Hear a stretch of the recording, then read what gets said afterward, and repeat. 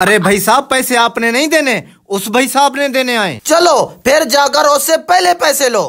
अभी जाता हूँ।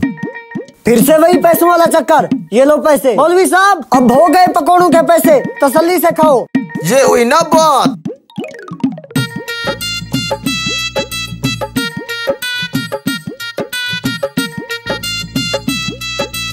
बस कुछ और है? बस ये कोल्ड ड्रिंक रहती है।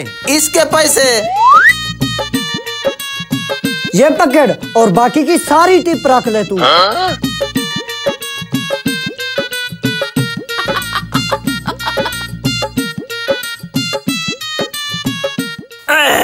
शुक्रिया भाई साहब आपका, मैं जा रहा हूँ। रुको भाई साहब, ये वैलेट लेते जाओ।